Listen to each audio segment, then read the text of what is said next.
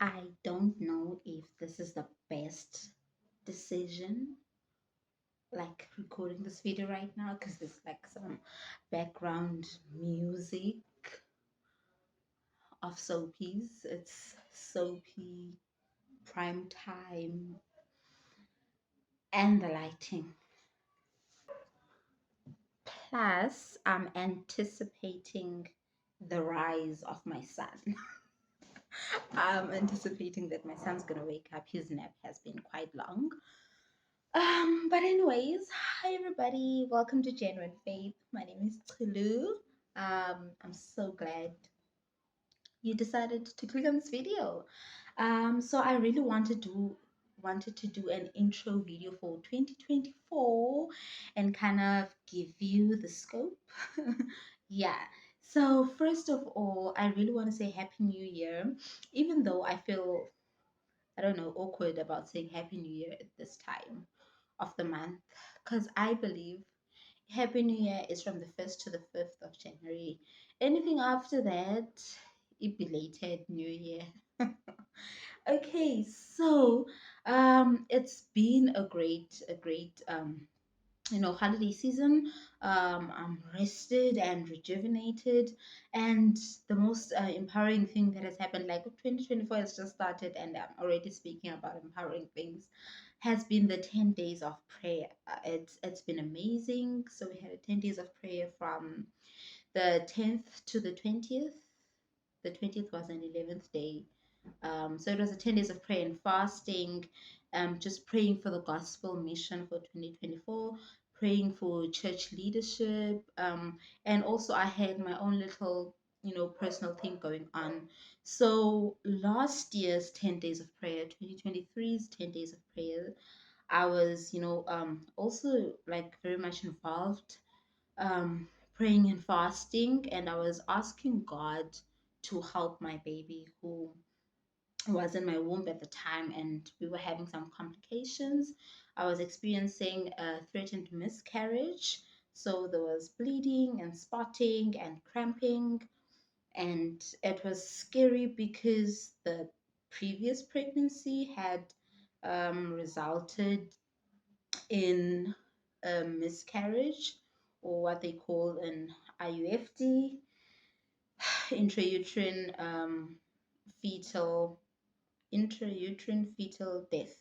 Yes. So basically, that child had passed away in my womb. So it was really a test of faith. For me, last year's 10 days of prayer, and I was, fasting and praying for God's will to be done. And by the time that 10 days of prayer ended, God had, heard my cry and his will was done. And, we had gone for a checkup and everything turned out to be okay. And I recovered and we had our baby. So, um, these 10 days of prayer, I decided to dedicate it to the Lord, thanksgiving for that. And I decided to have 10 days of gratitude where I was trying to ask God for, like nothing or next to nothing, and more of giving praise and giving thanks, because I feel like we're always asking God for things and we never thank him enough. So I wrote down 10 things that I'm going to share with you now, that I'm grateful to God for. And I realized that I have so much more to thank God for. There are things that I wanted to fit in this 10 things, but I really wanted to just have 10 specific things. I don't want to put in umbrella terms or umbrella things. So that's why, and that's how I ended up with just 10 things, but there's so much more I could thank God for. Number one on my list is, or was, I thank God for life itself, especially living in the township. I see every day how easy it is to die, and I really appreciate God for keeping me alive. And just thinking back on my own life, that I wanted to take my own life, a few years ago, when I was depressed, and I'm like, I'm so glad I'm still here. I'm so glad that God kept me here. So I thank God for life itself. And also, the other thing was carrying life. I've carried life these past 3 times, which is something maybe I'll, share in depth one day. I've carried life about 3 times, not about, I've carried life 3 times, and it's always been like such a wonder to me. It always made me realize I was a pregnancy once, and I was in somebody's stomach and living and moving. It's so powerful. It's so mysterious that somebody grows inside of you out of nowhere and they start having their own sleeping patterns, and it's amazing, really. So I really appreciate God for the ability to carry life and life itself. I also thank God for the gospel. That's my second item on the list. I thank God for the gospel because, as I mentioned, I talk about how I wanted to end my own life at one point.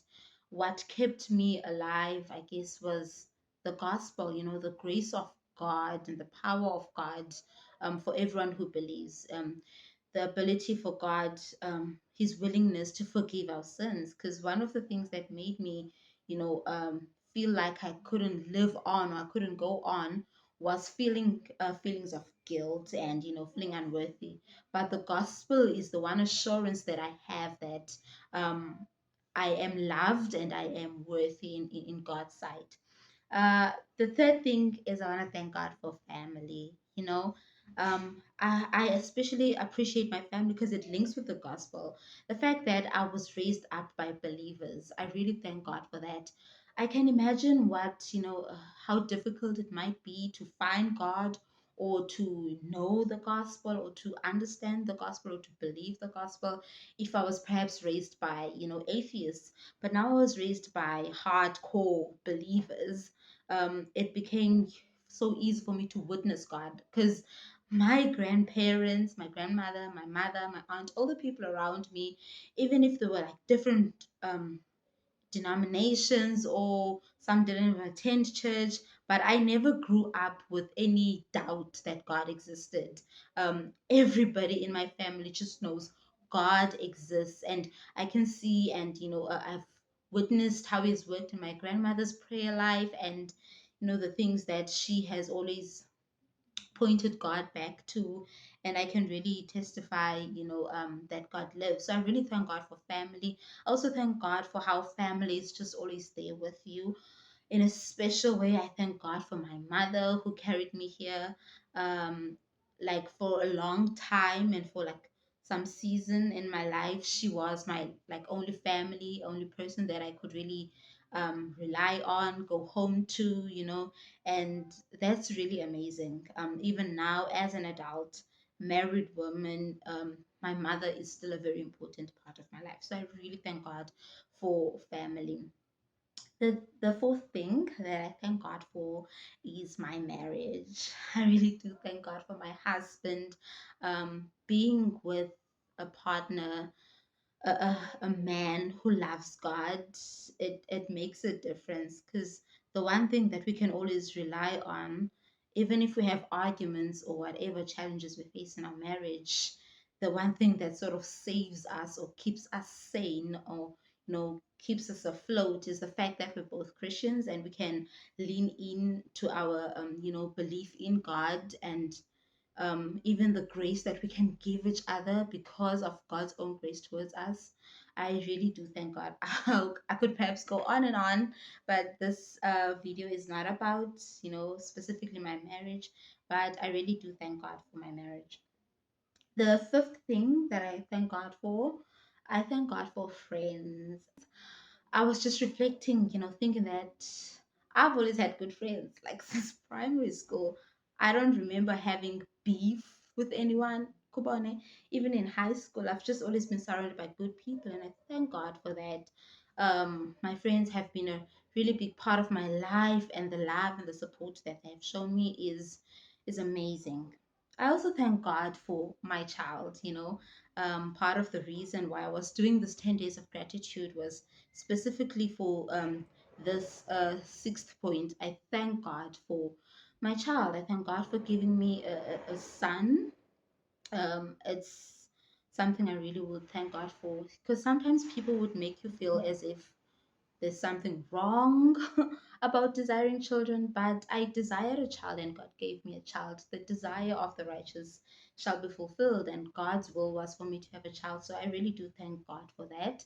The seventh thing that I thank God for are my talents and abilities, right? The first ability that I can think of is the fact that I am able-bodied, moving around, walking, sitting. It's just so easy for me. It comes naturally. So I really want to thank God for that because it's not automatic. There are people who cannot or do not have that.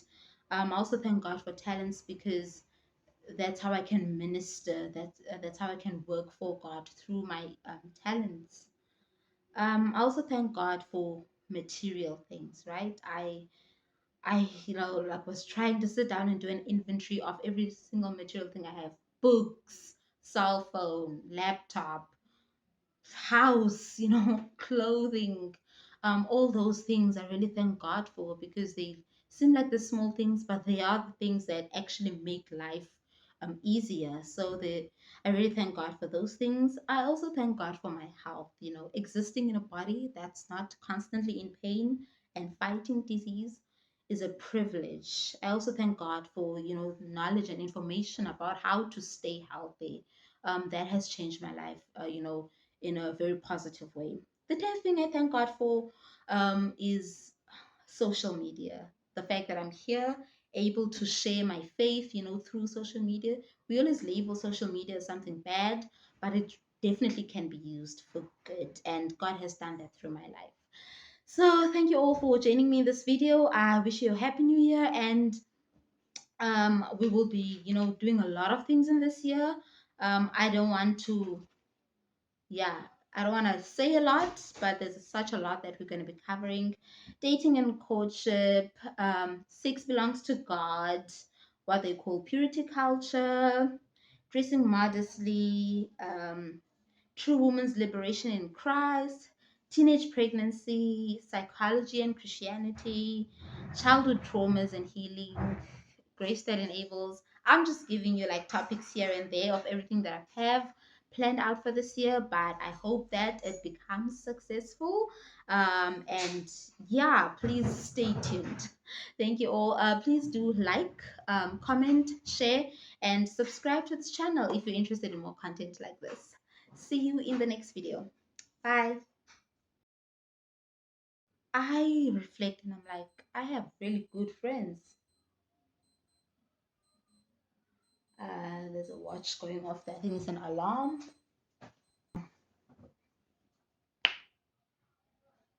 Hey, son, it's an analog clock. It's not even a digital watch. So I don't know how to operate it.